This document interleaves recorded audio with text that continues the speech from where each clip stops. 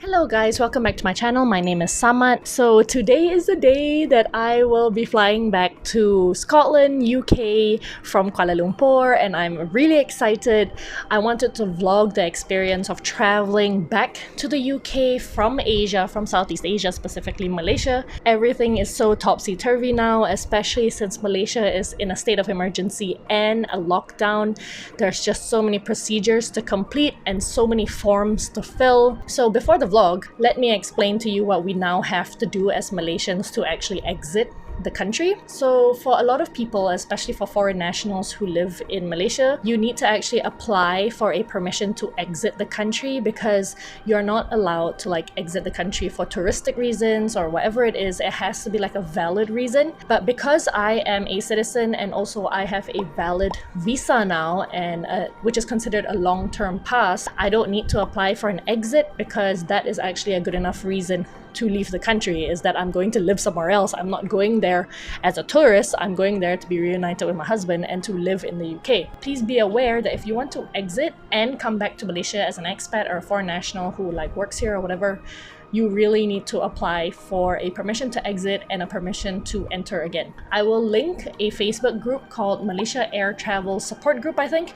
in the description box below, and they have all kinds of recent updated information of travel information, all that stuff. So just check that out, link in the description box. Secondly, since we are in a lockdown, we need permission to actually travel from one state to another. If you are not aware, KLIA is actually really far away from Kuala Lumpur.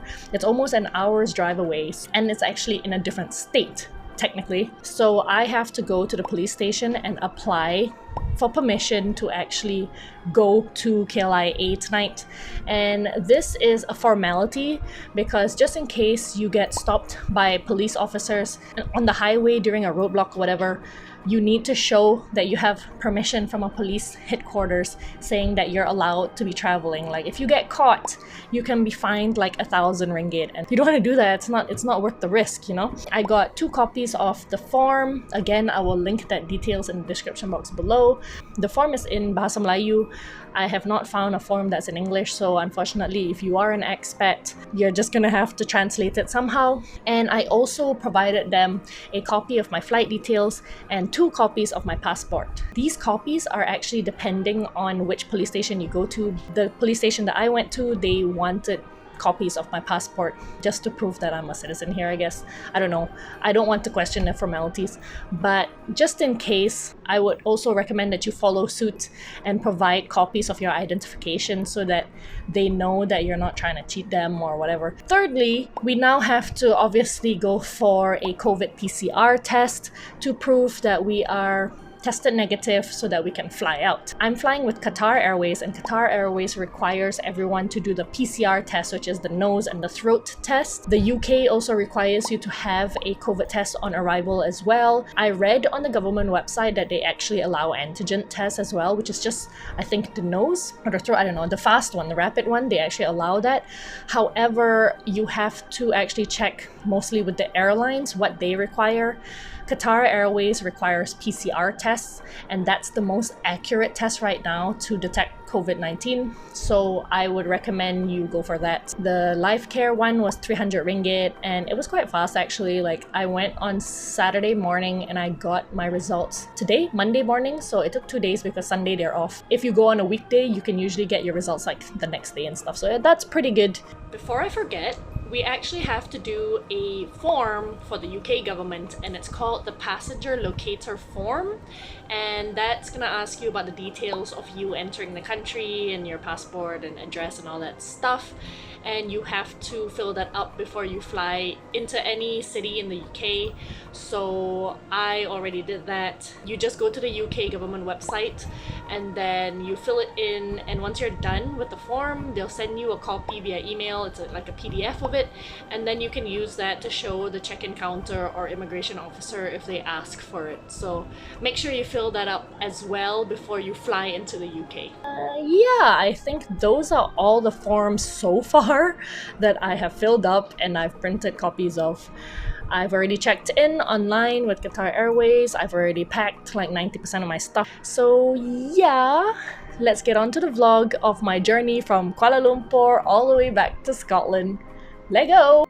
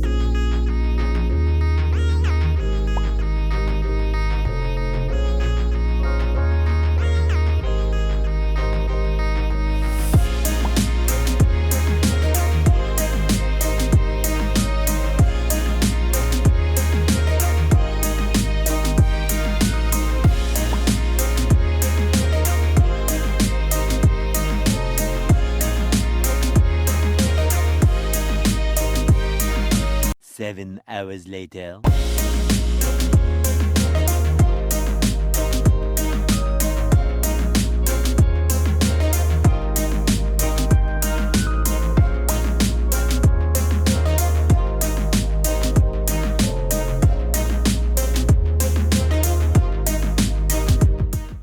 So I have to go to the other side, but I'm gonna go look for this cross sculpture because it's massive and I'm pretty sure on the other side of this transit.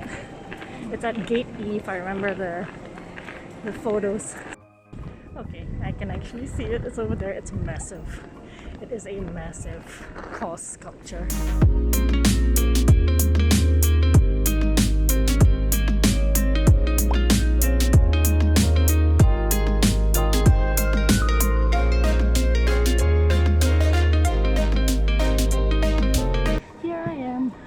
Structure.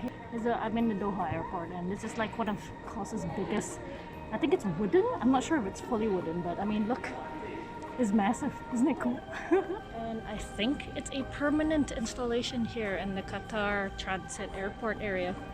It's massive. Let me show you in terms of scale how big it is. Look, here he is. He's like above me. So big. So if you guys are ever transiting here, definitely check out KOS's sculpture.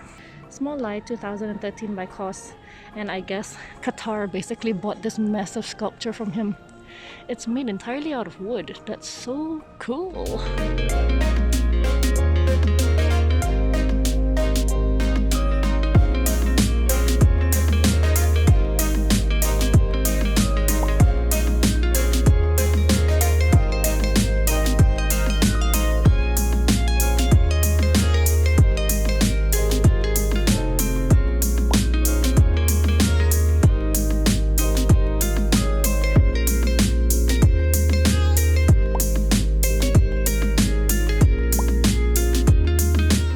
As we prepare for our arrival, please remember the lavatories will be locked soon. On behalf of all the crew, we wish you a very pleasant stay in Edinburgh for a smooth forward journey.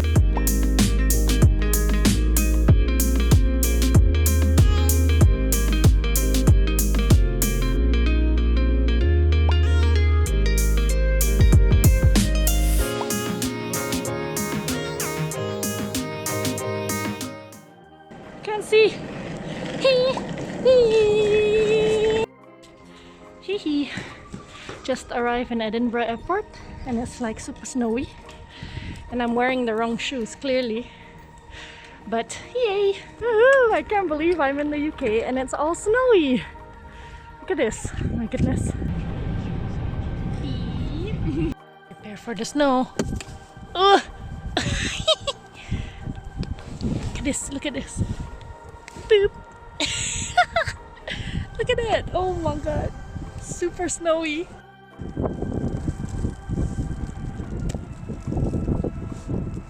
Okay, this snow is gonna stick for sure. Look at this. This is what I've come back to. It is 1 degree today. Hello all, so I'm back in the UK and here I am in my home. So when I arrived in the UK, the whole process was really simple. I had all my paperwork with me, so at the immigration gate it was really easy. The immigration officer didn't question anything, he checked everything and made sure that I had all the documents ready, you know, checked my identity and everything, and it was all good. When you arrive here in the UK, you will receive like a phone call from the NHS to make sure that you understand what the procedures are for self-isolation, and then they'll just inform you of all the links and information that you can get access to while you are in self-isolation. Okay, hopefully this video was helpful for you, just to give you an insight as to what the process is to get from Malaysia specifically to the UK. I wish anyone who is coming to the UK from Malaysia good luck, all the best, and make sure you have all of the documents ready for you to leave the country, okay? Because it just makes things a lot easier and simpler if you have everything in order. Anyway, hope you enjoyed this video. Don't forget to like and subscribe, and I will see you next time. Bye!